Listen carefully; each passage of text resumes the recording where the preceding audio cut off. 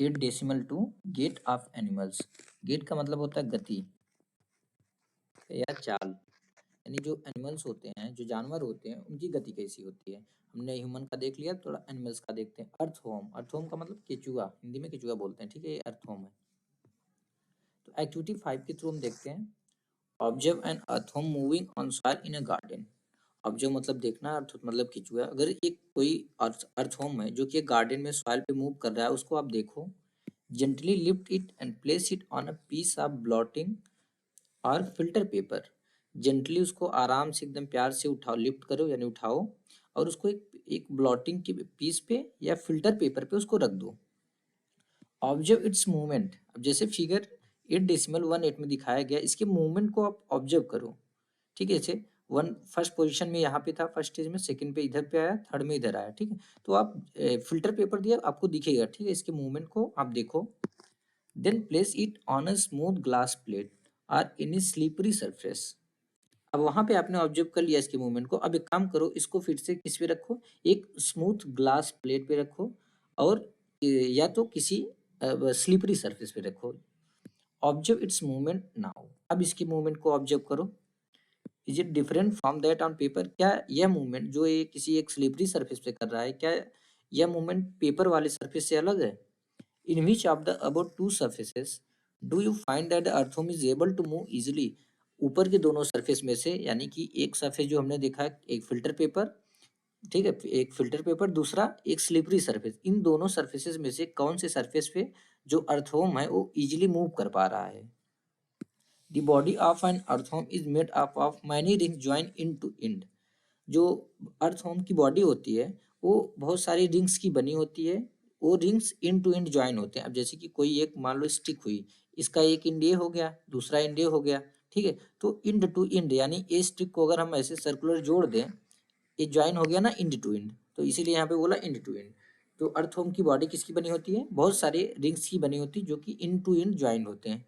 And earthworm does not है bones. एक जो अर्थवर्म होता है उसके पास कोई बोन्स नहीं होती।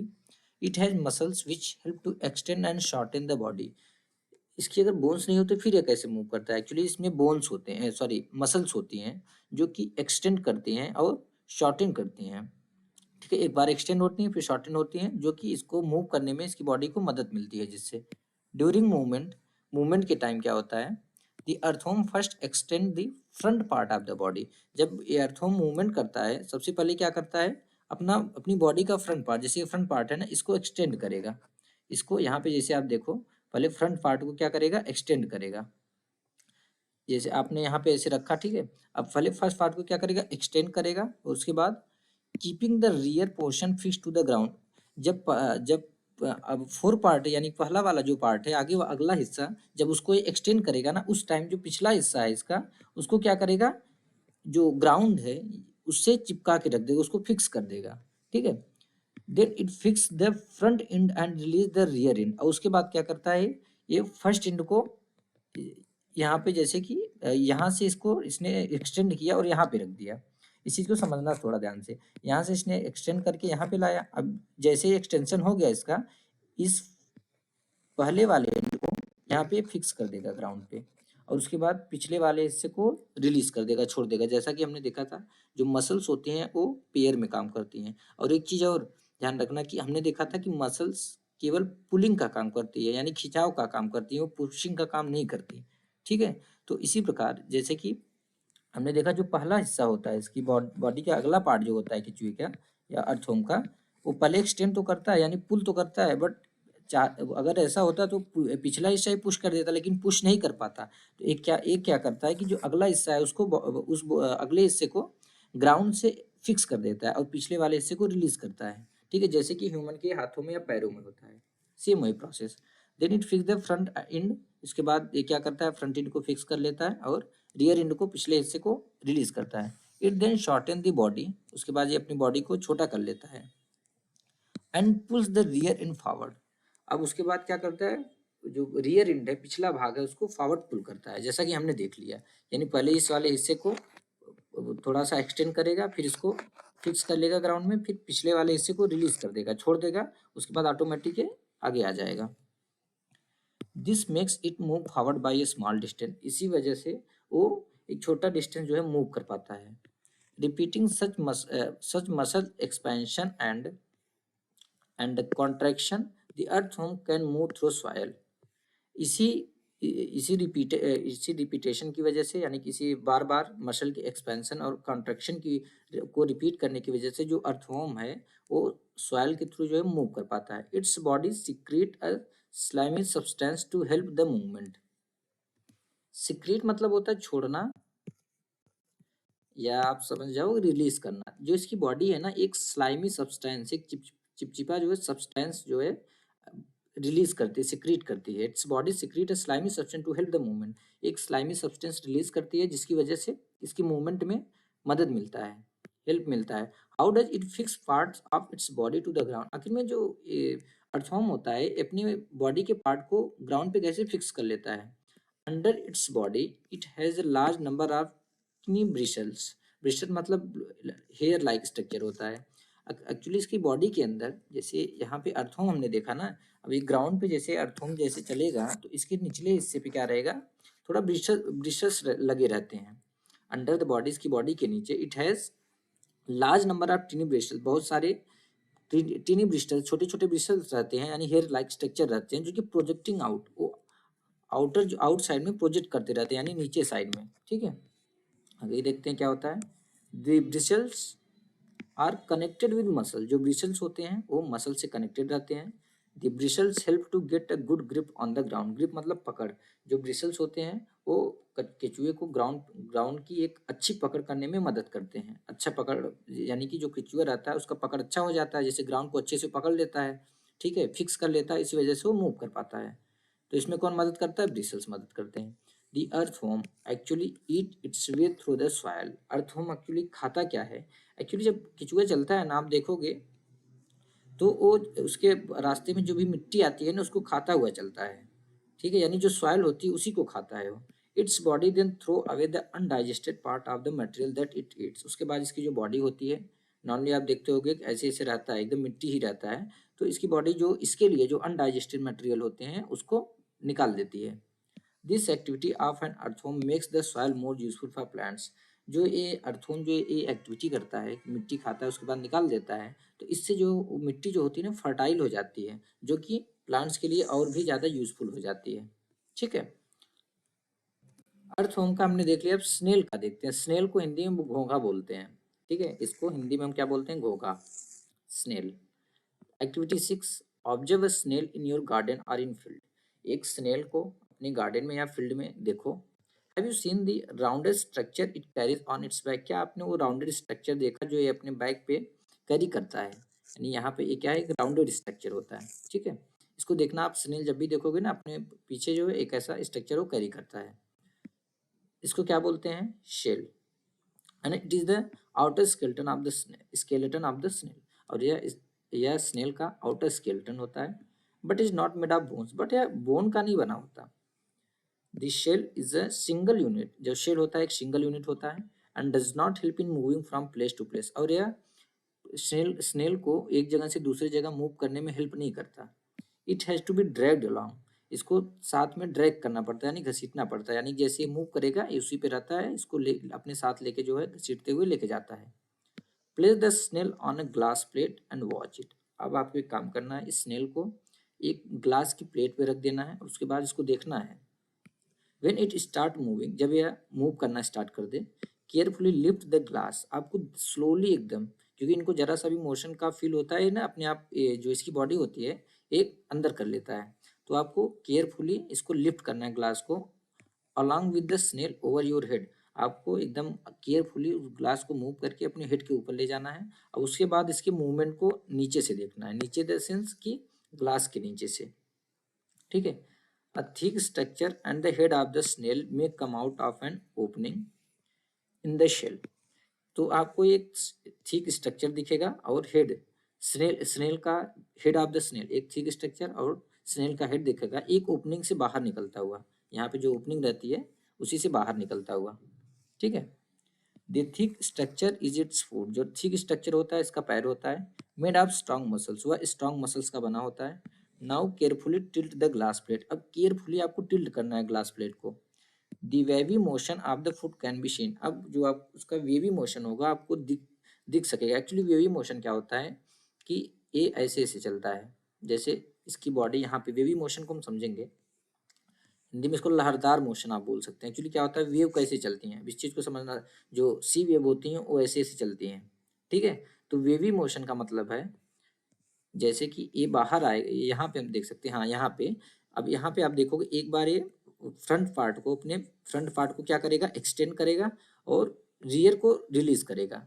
तो एक बार जो रियर रिलीज होगा वो ऐसे कॉन्ट्रेक्शन में आ जाएगा, फ्रंट को एक्सटेंड करेगा ऐसे आ जाएगा। तो ऐसे ऐसे मोशन करता है ये।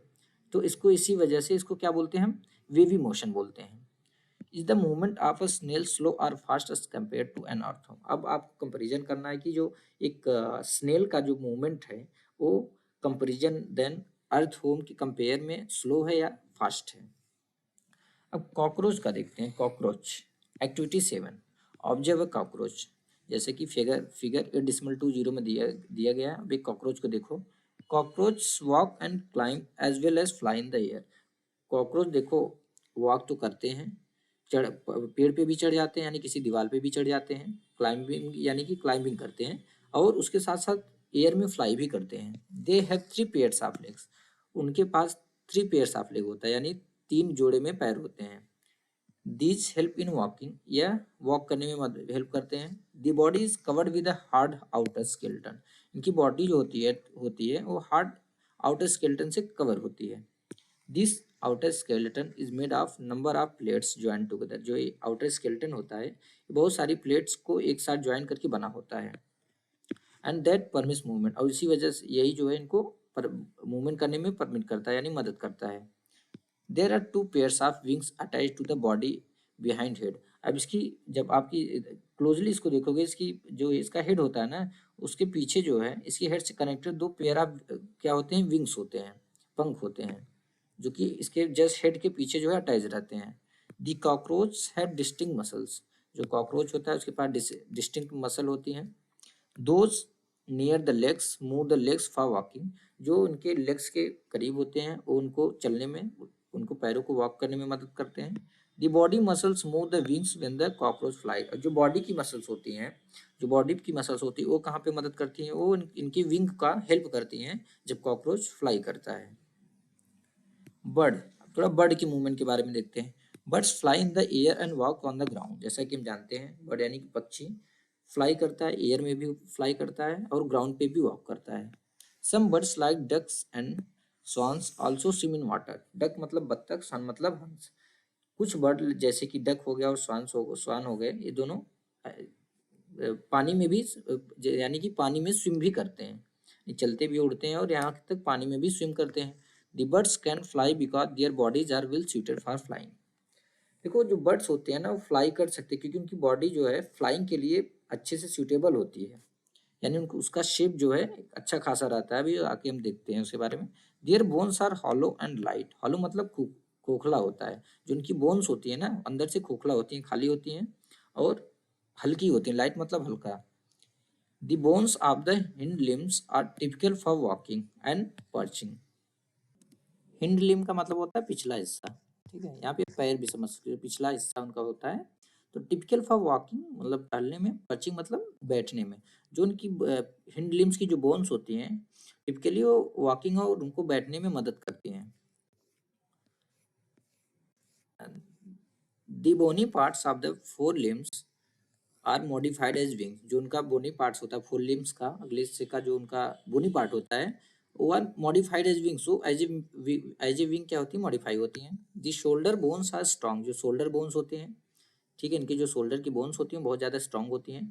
The breast bones are modified to hold muscles of flight which are use to move the wings up and down. जैसा कि फिगर 8.21 में हम देख सकते हैं। यहाँ पे मॉडिफाइड का मतलब है उसी प्रकार की बनी होती है, ठीक है। तो जो इनकी ब्रेस्ट बोन की जो बोन्स होती हैं, यहाँ पे ब्रेस्ट बोन्स आर मॉडिफाइड। जो इनकी जो ब्रेस्ट बोन्स होती हैं वो उड़ने वाली मसल्स को जकड़ के रखने के लिए विशेष रूप से क्या होती है, मॉडिफाइड होती हैं। तथा जो इनके विंग होते हैं यानी जो पंख होते हैं उनको अप और डाउन करने में, मूव करने में बहुत ज़्यादा हेल्प करते हैं, ठीक है। तो फिश के मूवमेंट के बारे में देखते हैं। Activity 8, make a paper boat, आपको एक पेपर बोट बनाना है जैसा कि आप बचपन में बनाते थे। Put it in water and push it with one narrow in pointing forward, आपको क्या पुट इट इन वाटर, इसको पानी में डालना है, and push it with one narrow and, ठीक है। वन नैरो एंड यानी कि एक ए नैरो एंड हो गया, एक दूसरा ए नैरो एंड हो गया, जो पतला हिस्सा होता है, ठीक है, a narrow and a narrow and.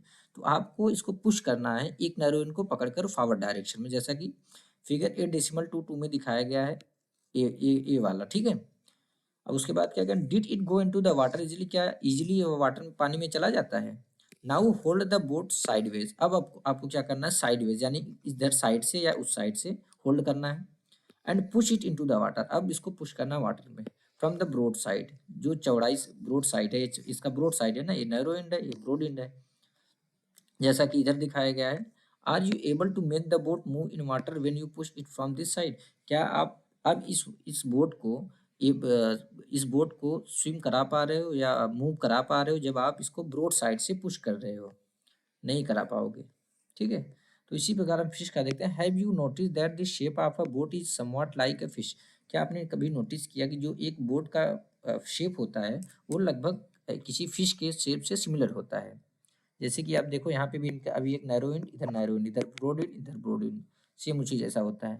The head and tail of the fish are smaller, जो फिश होती है उसका हेड यानी उसका सिर जो होता है छोटा होता है, और जो इनकी पूंछें होती हैं वो भी छोटी होती हैं। Then the middle portion of the body, इनका इनका अग्र हिस्सा, आगे वाला हिस्सा और पीछे वाला हिस्सा छोटा होता है, कंपेरिजन द इनकी middle portion of the body के। The body tapers at the both ends, taper मतलब यहाँ पे देखो मुड़ जाना, तो इनकी जो बॉडी है वो क्या होती है, टैपर हो जाती है इनके बोथ दोनों एंड पे, ठीक है। This body shape is called streamline, इस शेप को क्या बोलते हैं, स्ट्रीमलाइन, ठीक है। The shape is such that water can flow around it easily, यानी शेप इनका ऐसा होता है कि जो पानी है इनके अराउंड में इजिली मूव कर पाए, and allow the fish to move in water, और फिश को पानी में मूव करने में मदद करे या अलाउ करे, या फिश पानी में मूव कर पाए। The skeleton of the fish is covered with strong muscle, जो स्केलेटन होता है फिश का वो स्ट्रॉन्ग मसल से कवर्ड होता है। During swimming muscles make the front part of the body curve to one side and the tail part swing toward the opposite side.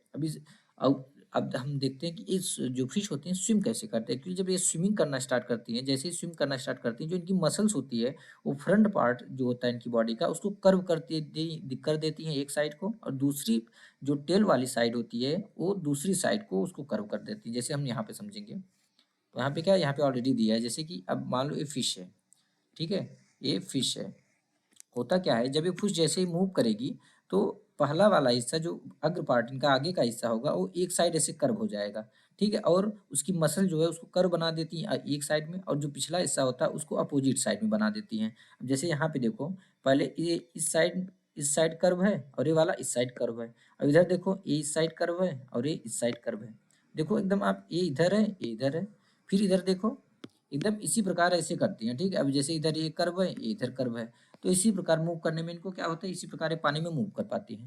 The fish form a curve as shown in figure 8.24, जैसे कि figure 8.24 में दिखाया गया है। तो fish क्या करती है, कर्व बनाती हैं। Then quickly the body and tail curve to the other side, जैसे ही अगले पार्ट को कब करती हैं तो जल्दी से ही जो बॉडी का टेल वाला हिस्सा होता है वो अपोजिट साइड में कर्व हो जाता है। This makes a jerk and pushes the body forward, इससे एक जर्क बनता है, जर्क कैसे बनता है, ठीक है, जिसकी वजह से इनकी बॉडी जो है फॉरवर्ड जा पाती है, या जर्क की वजह से बॉडी को जो है फॉरवर्ड पुश होती है, ठीक है। यानी कि जैसे ही ये ऐसे टर्न करेगा तो एक झटका से, जर्क मतलब होता है नॉर्मली झटका लगना, झटका लगता है जिस झटके से बॉडी जो है फॉरवर्ड मूव करती है। A series of such jerks made the fish swim ahead, एक सीरीज किसी इतने जर्क्स का जो जर्क होते हैं बहुत सारी सीरीज बन जाती है, मतलब कई सारे जर्क बन जाते हैं जिस वजह से इनकी बॉडी जो है फिश की बॉडी जो है आगे मूव कर पाती है, स्विम कर पाती है। This is help by the fins of the tail, fins मतलब क्या होता है, पंख, जो इनके पूंछ पे जो पंख होता है उसको फिन्स बोलते हैं। फिन्स ऑफ द टेल यानी पूंछ की पंख। This is help by the fins of tail, यानी जो मूवमेंट है इनकी जो पंख होता है इनका जो, ये बहुत ज्यादा इसमें मदद करता है, ठीक है।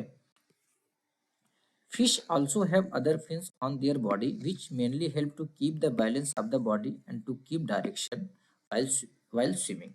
तो फिश में जो है और फिन्स होते हैं और जो है पंख होते हैं कहाँ पे, उनकी बॉडी में, जो कि मेनली किस में मदद करते हैं, to keep the balance of the body, उनकी बॉडी को बैलेंस करने में, and to keep direction while swimming, और उसको डायरेक्शन को मेंटेन करने में जब वो स्विम करती हैं। ठीक है, यानी कि एक फिन्स हमने जो पूंछ पे जो फिन्स होते हैं या जो पंख होते हैं हमने देखा वो मूवमेंट करने में मदद करते हैं, यानी ऊपर बनाते हैं इधर उधर अपोजिट साइड में, किसके, फॉरवर्ड पार्ट के। और जो अदर फिन्स होते हैं यानी अदर जो पंख होते हैं जो उनकी बॉडी में लगे रहते हैं, वो किस में मदद करते हैं, वो इसमें मदद करते हैं कि जब एक फिश स्विम करती है वो डायरेक्शन को मेंटेन करने और इनकी बॉडी को बैलेंस करने में मदद करते हैं। ठीक है। Did you ever notice that under water divers wear fin like flippers on their feet to help them move easily in water. देखो, एक क्या आपने कभी नोटिस किया, जो डाइवर्स होते हैं वो भी फिन पहनते हैं, मतलब पंख जैसा फ्लिपर्स पहनते हैं अपनी फीट में, to help them move easily in water, easily जो है पानी में मूव करने के लिए। अभी हम इसको देखते हैं। तो दोस्तों हम यहाँ पे देख सकते हैं, जैसे कि यहाँ पे देखो डाइवर्स है, ये यहाँ पे देखो फिन्स बना हुआ है। ठीक है, तो इससे क्या होता है, इनको मदद मिलता है। तो इसी प्रकार मछलियों को भी मदद मिलता है। तो फिन्स भी क्या करते हैं, अपने फीट में क्या लगाए रहते हैं, फ्लिपर्स, इसको फ्लिपर्स बोलते हैं। ठीक है। How do snakes move, snake यानी कि सांप, जो सांप होते हैं, स्नेक जो होते हैं वो कैसे मूव करते हैं, उनकी मूवमेंट के बारे में देखते हैं। Have you seen a snake slither, क्या आपने एक स्नेक स्लीदर देखा है। डज इट मूव स्ट्रेट, क्या ये स्ट्रेट मूव करता है।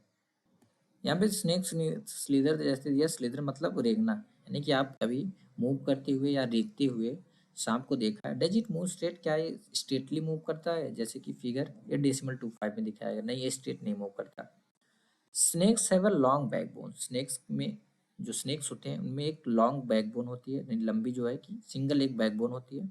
They have many thin muscles, उनमें जो है बहुत सारे थीन मसल्स होते हैं।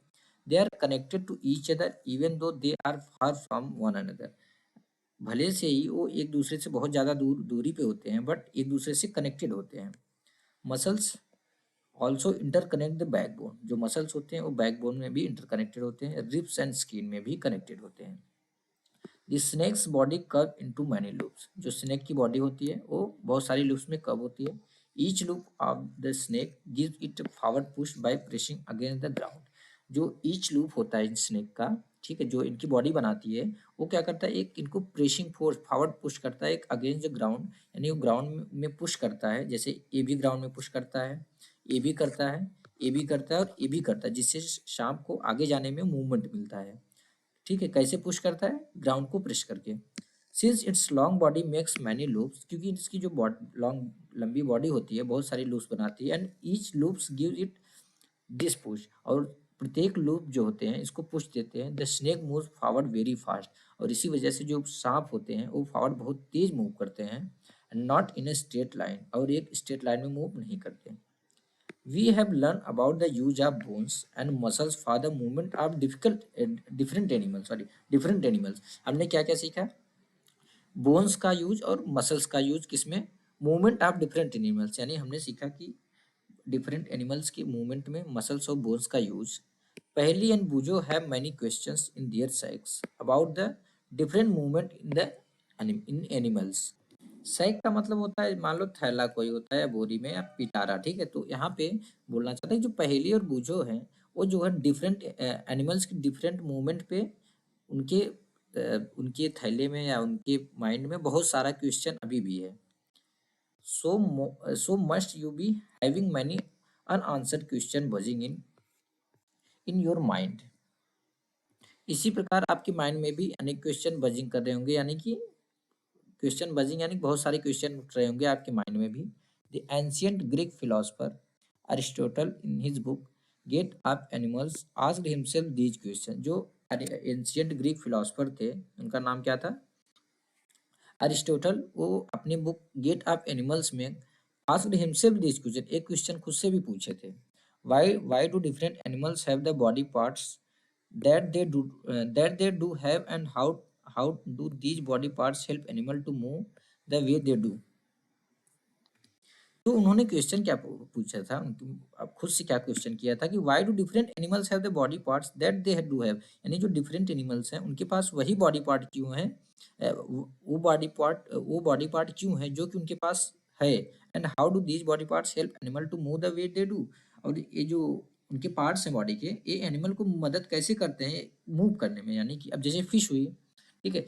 फिश में यहाँ पे हमने देखा उनकी पूंछ पे पंख होता है, उनकी बॉडी में पंख होता है, उनकी मसल्स, उनकी जो उनकी स्केलेटन होती है मसल से कवर होती है। ऐसा क्यों होता है? उनके पास पंख क्यों होता है? दूसरा कुछ नहीं होता। अब सांप हुआ, और सांप का मूवमेंट ऐसा क्यों होता है? उसको लूप वाइज क्यों घूमता है?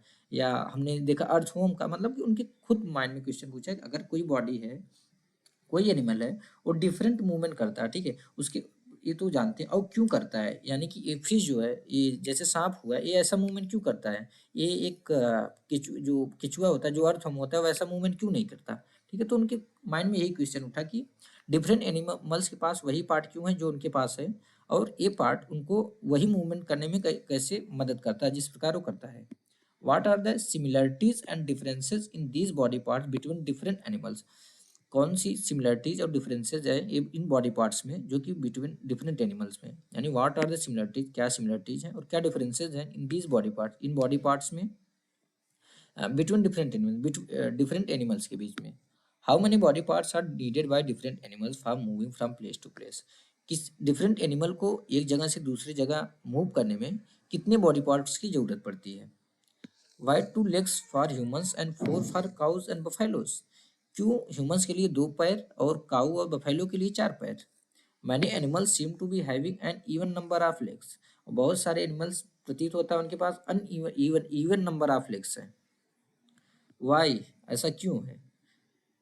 ठीक है। Why is the bending of our legs different from that of our arms? क्यों हमारा जो पैर होता है उसका उसका बेंडिंग जो होता है, यानी कि why is the bending of our legs, यानी हमारा पैर जो बेंड करता है या जो मुड़ता है वो डिफरेंट है हमारी आर्म्स से, जो हमारी भुजाएं होती है। So many question and perhaps we have looked for some answer through our activity in this chapter.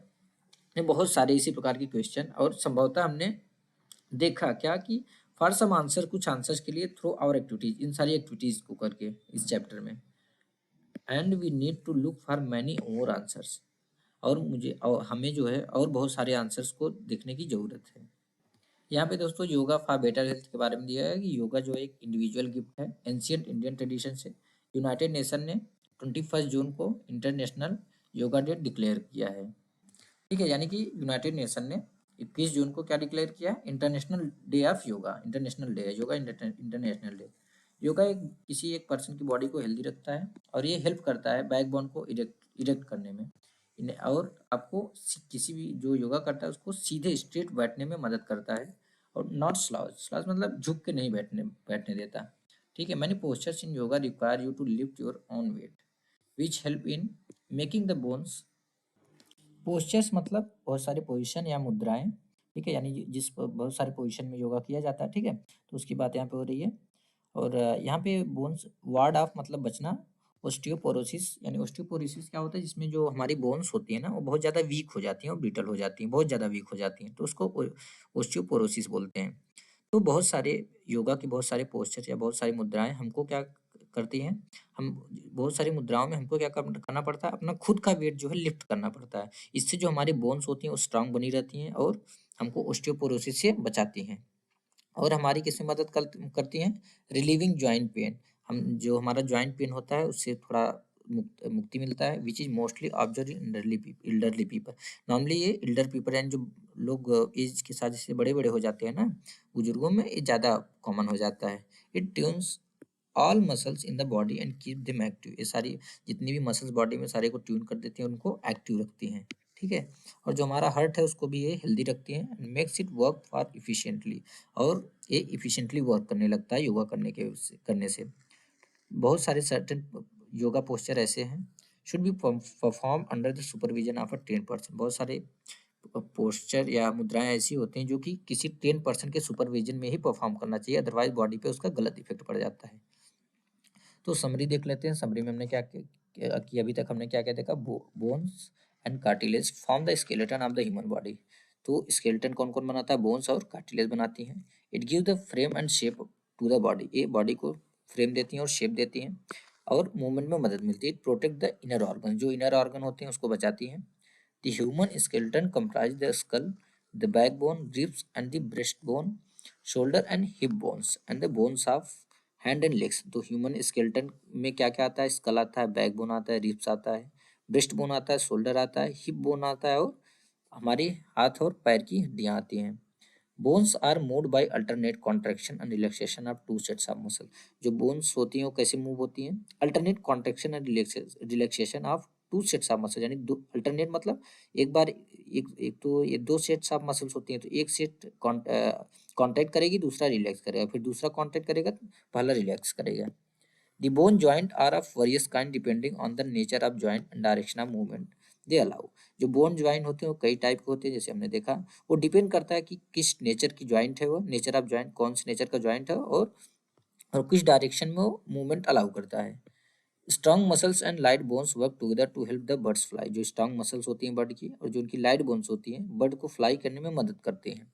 They fly bye flapping their wings. वो अपने विंग्स को फ्लैप करके जो है विंग करते हैं। Fish swim by forming loops alternately on two sides of the body.